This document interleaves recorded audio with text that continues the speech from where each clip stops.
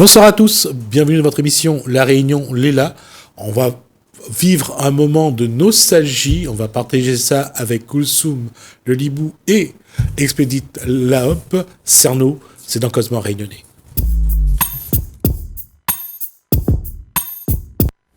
Bonsoir Koulsoum Le Libou.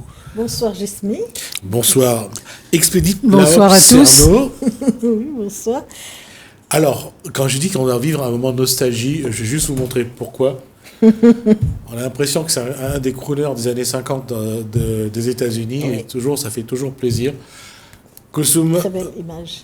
très belle image, et surtout, encore une fois, comme j'ai dit, à tous ceux qui produisent, qui nous rappellent nos artistes des années 70, 80, 90, qui nous permet de revivre ça, merci. Et Expédie, je le dis encore une fois, merci vraiment de nous faire partager Merci ça. à vous Oui. de me donner la parole. Donc, Expédite Laop n'est pas que la fille du musicien, c'est aussi la fille du musicien, mais c'est aussi une conteuse, c'est aussi une écrivaine, c'est aussi quelqu'un qui s'est beaucoup investi dans l'illettrisme à La Réunion, Oui. dans le travail sur l'illettrisme, et puis des chroniques à la radio aussi. Ah, ben, vous êtes au courant de ça. Ah oui, oui, C'est vrai. des chroniques à la radio et puis plusieurs romans. J'ai retrouvé donc le premier roman Clotilde de la servitude à la liberté en 2014. En 2017, donc la traduction en créole de l'Évangile selon saint Marc. Oui. Et en 2019, donc le grand saut que Oui. vous avez apporté là. Et puis les autres, je crois qu'elle a été déjà présentée sur le plateau. Alors, Oui, juste, ce que Koulsoum n'a pas dit, le grand saut, ça s'écrit S-O, c'est pas S-O-T, hein, c'est S-A-I. SAUT. Et SAUT, effectivement. Donc, l'écriture pour vous, ça démarre quand et avec ce premier roman en 2014 Oui, mais en fait, j'ai toujours écrit, mais j'ai pas toujours été publié parce que j'écrivais des morceaux de texte comme ci, comme ça. Ce que je pensais, je m'étais par écrit, mais j'étais, je dois dire, trop paresseuse pour me lancer dans un bouquin. Et puis, en fait, le livre qu'on vient d'évoquer, Maxime Laop, un chanteur populaire, celui-là, c'est une réédition.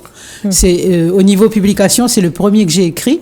Ah d'accord. Oui, Ok. donc en 99, il est sorti le 20 décembre 99, date symbolique, c'est parce que je l'ai écrit au nom de mon père. Donc j'ai écrit pour lui, je lui ai servi de négresse, si on peut D'accord. dire. Hein. Et Pas donc, de querelle de famille, je le voilà. pense. Donc j'ai écrit pour lui, et en fait, je dois avouer que je ne l'ai pas considéré comme mon livre, mais comme le sien, D'accord. parce que ok. j'ai écrit en son nom. Il Et voulait qu'on il y a quelque écrive chose chez que lui. lorsque j'avais reçu Expédite pour la première fois, justement pour Oui. le grand saut, on avait parlé de ça, de cette relation entre Expédite et Maxime Laop. Oui. C'était une relation père-fille ou c'était une relation... Au niveau du livre, c'est plutôt une relation entre un public et l'artiste parce que j'ai pas écrit, comment dire, ce que j'ai mis en scène, c'est pas mon père, c'est l'artiste. Bien sûr. Donc j'ai fait abstraction de ce qu'ont été mes relations avec mon père qui n'étaient pas forcément toujours roses parce que Oui. c'est des relations père-fille dans les années, entre la fin des années 50 et jusqu'à son décès. À la fin, il était devenu très cool, très, très coulant. Mais quand j'étais jeune, il était difficile. Voilà, c'est ce que je Parce voulais... que c'était un père sévère. Un père sévère. J'allais faire le jeu de mots, mais bon, vous l'avez fait. Voilà. Mais- Non, ce que je voulais dire surtout, moi, c'est parce que la première discussion que j'ai eue, c'est que c'était un papa quand même qui avait une grande rigueur. Oui, qui était très dur parce qu'il avait des idées un peu archaïques, je vais dire. Et pour des filles, du moins ma sœur aînée et moi, il n'avait pas été tous les jours marrant. Mais après, longtemps après nous, il a eu à nouveau 4 filles qui se sont suivies. Ben, elles l'ont mené par le bout du nez. Hein. Oui. Parce que c'était une autre époque. Une autre Et entre-temps, génération. il avait aussi changé. Il avait pris de l'âge aussi. Il avait pris de l'âge. Ah bah oui. Donc, quand Et elles puis- nous racontent ce qu'elles ont vécu avec lui, je dis, bah, dis donc, on n'a pas eu le même père. Hein. Et puis, il y a eu aussi le parcours d'Expédite Laop à ce moment-là, quand elle arrive en métropole, quand elle, Oui. elle va découvrir que le monde, ben, c'est pas la Réunion. Hein, Oui, bien sûr, oui, oui. comme beaucoup de Réunionnais de cette époque. Hein. Moi je suis partie de la Réunion en 74, et quand j'arrive en France, en fait je suis partie de la Réunion ne connaissant rien du monde. Oui, mais j'étais pas la seule, c'est toute cette génération, on connaissait pas la France, on connaissait rien du monde. Donc arrivé en France, on découvre tout. Alors moi, comme je suis partie pour faire des études, disons par les lectures et par la culture scolaire, j'avais une certaine idée qui n'était pas toujours fausse, mais qui n'était pas entièrement vraie non plus. Mais il y a quand même beaucoup de jeunes créoles comme moi qui ne savaient rien de la France. Déjà, il y en avait qui n'étaient jamais venus à Saint-Denis. Oui, à l'époque... Alors, ils n'étaient jamais venus à Saint-Denis, ils débarquent en France. Et donc, alors pour revenir un peu à l'illettrisme, la situation là, maintenant si vous regardez la Réunion, où on en est avec... Écoutez, moi je dois vous dire que depuis que j'ai pris ma retraite, j'ai très peu d'informations de façon volontaire, parce que j'ai tourné la page de cette vie professionnelle. Non pas que les illettrés ne m'intéressent plus, ils m'intéressent toujours, je trouve quand même qu'il faut beaucoup travailler pour eux. Mais si vous voulez, au niveau professionnel, moi j'ai tourné la page parce que je suis sortie du travail carrément épuisée. Oui, donc j'ai besoin de beaucoup d'années pour me remettre de ces années de travail. Donc je ne cherche pas à avoir des informations. Si j'en ai, bon, je prends, mais je ne cherche pas. Donc je pense que la situation ne s'est pas améliorée, parce que de façon générale, et après si vous voulez on peut mettre ce sujet de côté, je pense que la situation ne s'est pas améliorée parce que je ne suis pas convaincue que les pouvoirs publics vraiment font tout ce qu'il faut pour résoudre ce problème. On en parle, mais on ne fait pas grand-chose. Convaincu du contraire. Oui, bon voilà. Oui. Donc, je suis très pessimiste pour la situation de l'illettrisme à La Réunion. D'accord. Alors, une autre question. Alors, en 2017, vous vous lancez donc dans cette traduction en créole de l'évangile de Marc. Oui. Oui. Donc, ça change du roman, ça change la vie, de la biographie de... Oui, c'est quelque chose qui est arrivé un peu par hasard. C'est-à-dire que je m'intéresse au créole depuis toujours, mais surtout depuis que je suis revenue à La Réunion, donc depuis 84. Je m'intéresse au créole et je me suis beaucoup documentée, je me suis auto-formée sur le créole, j'ai appris beaucoup. Et puis, par hasard, il y a eu des circonstances qui ont fait que la Société biblique de Maurice, qui dessert tout l'océan Indien, voulait se lancer dans la traduction de l'évangile, de la Bible en créole. Et quand ils veulent traduire la Bible dans une langue, ils commencent par l'évangile de Marc. Donc, ils ont fait un appel à... Je pensais que c'était votre choix. Non. C'est le choix de la Société biblique qui était le commanditaire de cette opération. Donc, ils ont fait un appel à toutes les communautés chrétiennes de La Réunion, sauf les Mormons et Témoins de Jéhovah. Je passe sur les raisons, mais enfin, à part les Mormons et Témoins de Jéhovah, ils ont fait appel à toutes les communautés chrétiennes. Et l'Assemblée de Dieu, qui me connaissait, m'a demandé si je voulais participer. D'accord. Alors que je savais rien, hein. Je suis venue comme ça, par intérêt pour le créole et pour la Bible. Et puis, le conseiller biblique qui était là et qui vient du siège de la Société biblique universelle qui se trouve aux Pays-Bas, nous a fait faire des petits exercices, un petit test.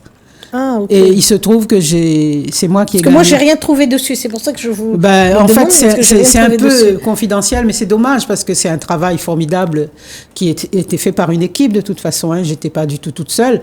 Une équipe interreligieuse. Il y a eu des pasteurs adventistes, protestants, un prêtre, enfin plusieurs personnes. Et alors, il faut quand même que je précise que des gens qui sont bien plus calés que moi en créole ne sont pas venus. C'est bizarre d'entendre dire une dame créole que je suis pas calée en créole, je ne connaissais pas. Non, ça il faut pas mélanger. Oui, absolument. Tout mélanger. Parce que celui qui parle créole n'est pas forcément calé en créole. Ça veut absolument pas dire ça. Oui, donc ces gens-là, il y en a qui ont des diplômes universitaires en créole, etc. Ils sont pas venus. Dans ce sens-là. Okay. Ils sont pas venus. Donc, de ceux qui étaient là, je sais plus, il y avait une dizaine de personnes. De ceux qui étaient là, c'est moi qui ai remporté le petit test. Et du coup, ils se sont tous dit, c'est toi qui dois faire la traduction. J'ai dit, mais moi, je veux bien. Mais bon, j'avais jamais fait. Hein. Du moins, moi, j'avais déjà traduit des textes pour mon père, mais des textes courts. Et me lancer dans l'évangile de Marc, c'était tout un autre travail. Bien sûr. On l'a fait, donc ça a duré plus d'1 an, avec de constants va-et-vient avec le conseiller, qui est un vieux monsieur très, très calé en créole et en langue ancienne, en créole de plusieurs régions. Et donc, on a mené à bien ce travail. Et maintenant, quand je le regarde, je trouve qu'il aurait pu être encore mieux. Mais en tout cas, il a été fait et j'en suis très, très contente. Et donc là, le dernier sorti alors, le dernier sorti, en fait, donc, c'est la réédition de Maxime Lao. Oui.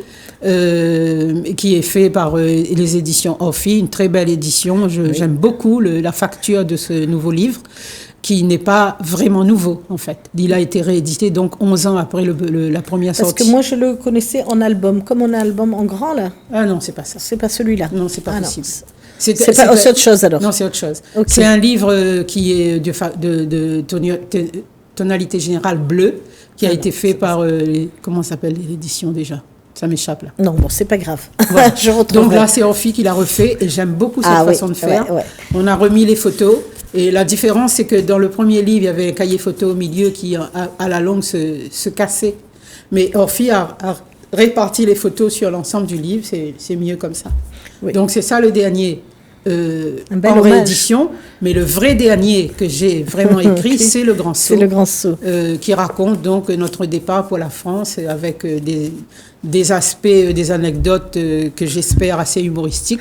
Oui, puisque c'est sous cet angle-là que j'ai voulu raconter l'histoire. Mais oui, parce que je vois qu'il y a des mots qui se ressemblent mais qui ne veulent pas dire la même chose. Voilà. Hein, donc on arrive... Les faux amis créoles. Les faux amis créoles. Mais tout ça, c'est du vécu, c'est du vrai. Pas tous vécus par moi, mais par des gens que j'ai connus. Oui, mais je veux dire, c'est quand même quelque chose qui reste d'actualité parce que maintenant, les petits, quand on les emmène en métropole, eh ben, quand ils arrivent dans une boulangerie, ils demandent des macatias. On veut un macatia. Donc, c'est quelque chose qui perdure. Oui, c'est vrai que vous l'avez écrit, c'était votre époque, mais même maintenant, ça reste... C'est la proximité créole-français. Mais même, ça va même plus loin. Aujourd'hui, dire macatia, c'est presque un plaisir quand on rentre dans un... et quelle que soit la génération. Hein. Je pense que pour vos enfants... ça, c'est un truc très naturel. Créole. Oui. Voilà, naturel. Un macatia nature, un macatia au chocolat. Maintenant, on fait macatia au chocolat. Voilà. Et donc, là, ce sont ceux qui sont partis avec le Bumidum, la NT. En général, oui. Mais moi, ce n'était pas mon cas. Hein. Moi, je suis partie par l'Éducation nationale pour faire des études. Mais arrivé en France, j'ai rencontré beaucoup de jeunes qui étaient venus par le Bumidum. Et notamment, dans ma famille, il y a eu aussi plusieurs Bumidum. Ah, d'accord. Ah, parce qu'il y avait 2 façons de partir aussi. Il y avait 5-6 façons de partir. Il y avait l'armée, les gens qui partaient par l'armée. Il y avait ceux qui partaient pour faire les études. Moi, j'étais boursière, donc j'étais financée par l'Éducation nationale. Et il y avait des gens que la famille payait pour aller faire des études en France. Il y avait la formation professionnelle. Et donc, l'ANT, c'était les formations. L'ANT, c'est donc le descendant du Bumidum. Oui. Le Bumidum, pour les auditeurs qui ne savent pas, c'est le bureau de migration intéressant les départements d'outre-mer qui a été créé pour favoriser le départ des jeunes vers la France. Voilà. Ah, d'accord. Mais on partait par toutes sortes de moyens. Hein. Juste pour dire que Bumidum est une décision politique. Oui. Ça a été créé par l'État, notamment par Michel Debré. Ah oui, sacré Michel Debré. Oui. Et Zorro. Et donc, après donc, vos études, vous prenez la décision de revenir. Parce longtemps après quand même. Hein. 10 ans après. Oui, 10 ans après. Oui. Longtemps après, j'ai eu le temps de me marier, d'avoir des enfants, etc. Et qu'est-ce qui motive ce retour ? Eh bien, l'appel du pays natal. On se fait quand même... c'est vrai. 10 ans après, on est bien installé quand même. Non, c'est on était bien installé. Déjà, quand elle est arrivée en métropole, il fallait déjà faire un effort pour y rester. 10 ans. Non, je suis restée très facilement. Quand je dis faire un effort, c'est que ça n'a pas été de tout repos. Ah ben oui, il y a eu des hauts et des bas, mais enfin, je crois qu'on a eu quand même plus de hauts. Hein. Ça s'est bien passé pour nous. Oui. Nous, si vous voulez, on n'a pas souffert d'être partis. J'ai souffert un peu du froid. Oui. J'ai eu des incidents racistes, mais ils me laissaient de glace. Hein. Ça me faisait ni chaud ni froid. Il faisait froid aussi, de toute façon. Voilà. Ça me faisait absolument rien parce que j'étais très bien entourée. J'avais déjà un frère et une sœur en France. On a eu un bon réseau d'amis. Donc, en fait, pour moi, l'installation en France, je l'ai bien vécue. Mais un jour, eh bien, il y a l'appel du pays natal, l'envie de revenir. Et oui. Non, allez-y, terminez. Cette envie a été surtout déclenchée quand ma mère a envoyé une photo de mes sœurs. Mes plus petites sœurs, donc 4, elles sont 4 qui se suivaient. Et tout d'un coup, elle a envoyé une photo, j'ai vu 4 adolescentes, des petites molosses. Je me dis, j'ai laissé des petites filles et je retrouve des jeunes filles qui ne me connaissent pas, que je ne connais pas non plus. Là, ça a commencé à me travailler. Et puis, quelques temps après, eh bien, par la suite de certaines circonstances, on a eu envie de rester. Ah, d'accord. Mais on n'était pas du tout malheureux en France. Hein. Vous, non ? Non. D'autres, Moi et ma famille, non. Oui. D'autres, oui. ouais, voilà, c'est ce que je voulais dire. Oui, oui, oui. Il y a eu ceux qui se sont bien adaptés, et Oui, ceux qui n'ont pas oui, réussi. oui. Et c'est pas parce qu'on s'est bien adapté qu'il faut ignorer ceux qui Ceux ont qui souffert. doivent. Parce qu'il y a des gens qui ont souffert. Et ça, moi, je pense qu'il faut quand même le dire.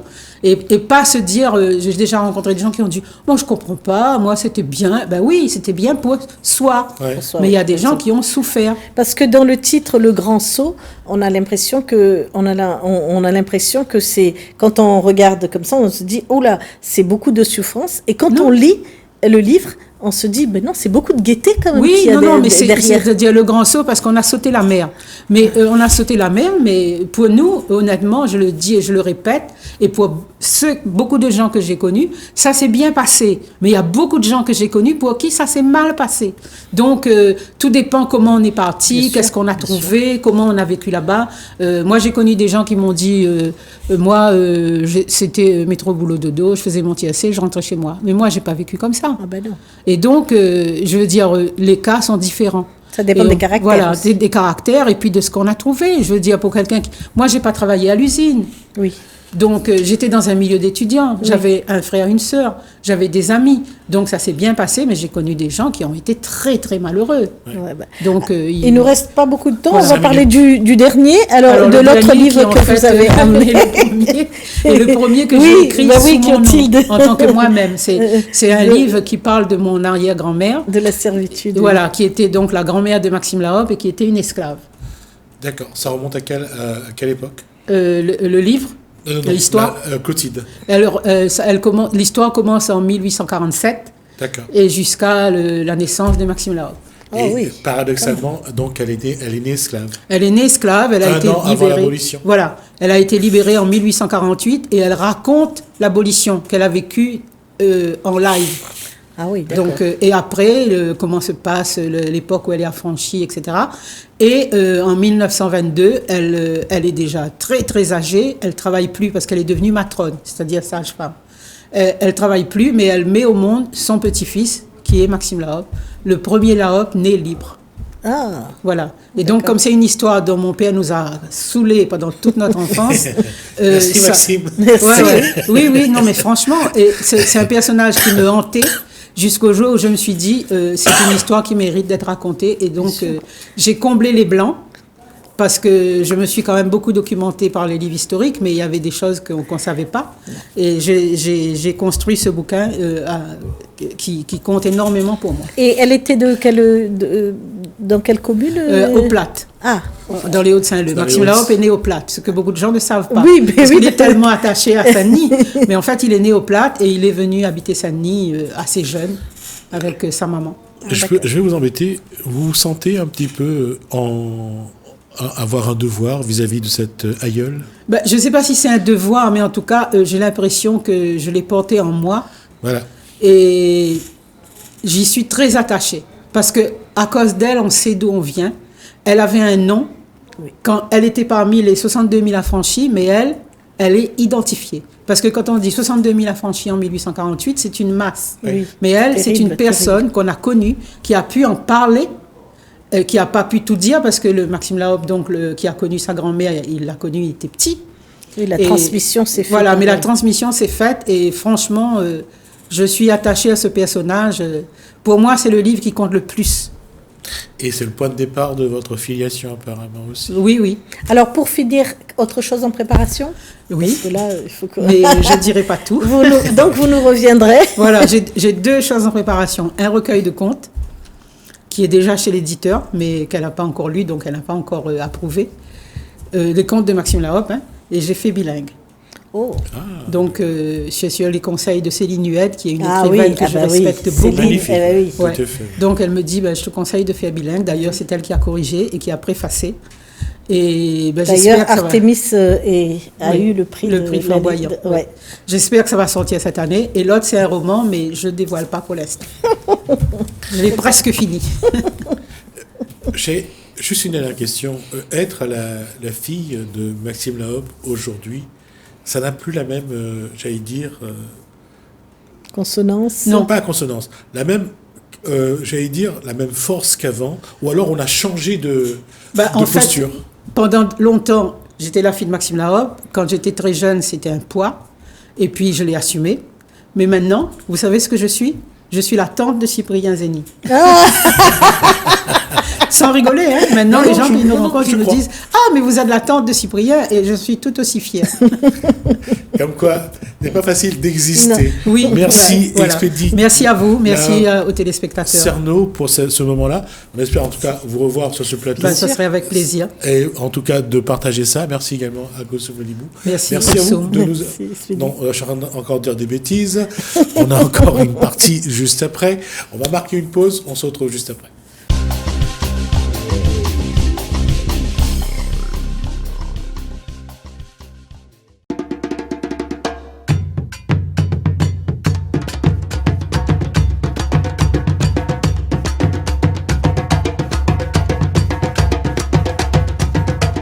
La question est simple, c'est quoi le projet Mémorial des Noms ? Alors, en avril 2018, donc le président de la République, lors d'une cérémonie qui fêtait les 170 ans de l'abolition de l'esclavage au Panthéon, donc il a annoncé 3 grands projets. Donc le premier qui était la création d'une fondation pour la mémoire de l'esclavage, ce qu'il fait. Le second, de transformer le Memorial Act en musée, donc c'est ce qui est fait également. Et donc le troisième acte, c'est l'édification d'un mémorial des noms attribués aux esclaves lors de l'abolition de l'esclavage en 1848. Donc ce qu'il faut savoir, c'est qu'en 1848, en Guadeloupe, en Martinique, en Guyane et à La Réunion, donc les esclaves ont été inscrits sur des registres, donc qui s'appellent les registres spéciaux à La Réunion, et on leur a donné un nom de famille, parce qu'auparavant ils n'avaient qu'un prénom. Et le but, c'est de faire une œuvre artistique qui inscrirait l'ensemble des noms, alors c'est à peu près 200 000 noms, quelque chose de monumental, donc les 200 000 noms attribués aux esclaves au moment de l'abolition. Alors ce qu'il faut savoir, c'est que ces noms sont ceux qui sont aujourd'hui portés par les Réunionnais, les Guyanais, les Guadeloupéens, les Martiniquais. Et c'est à la fois donc un monument qui symbolise finalement cette entrée dans la citoyenneté de ces anciens esclaves, et c'est aussi un monument qui symbolise donc le geste républicain d'abolition de l'esclavage.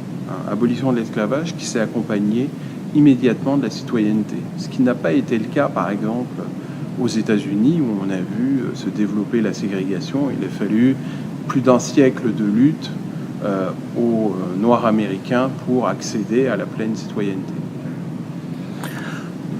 Concernant La Réunion, plus précisément, comment ce travail se déroule ?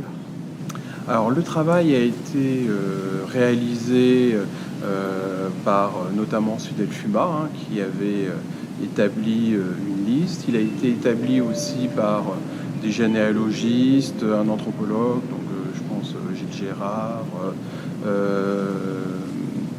le couple Nouriga, donc les archives également ont participé à ce travail. Donc c'est un travail de collecte dans les archives qui a été compliqué par le fait que les registres pour certaines communes manquent, qu'il a fallu les reconstituer à partir des actes de décès, à partir des mariages, mais on arrive à peu près à reconstituer l'ensemble des noms qui ont été attribués au moment de l'abolition. Enfin, en tout cas, on arrive à reconstituer tous les noms qui sont encore portés aujourd'hui. Quelle est la prochaine étape de votre travail ? La prochaine étape, c'est l'édification de ce mémorial. Donc, pour le moment, nous sommes dans un travail d'analyse des listes, de compilation des listes, et puis aussi de voir avec les uns et les autres, parce que dans chaque département d'outre-mer, ce sont des associations ou des groupes de chercheurs qui ont réalisé ces listes, donc de voir, de les coordonner de manière à ce qu'on ait la mise à disposition de la liste la plus complète, la plus exhaustive, pour qu'elle soit inscrite dans ce mémorial en hommage aux esclaves. Quelle est la date butoir? À quel moment cet édifice sera inauguré? Alors, on espère que ce sera fait d'ici avant l'élection présidentielle de 2022.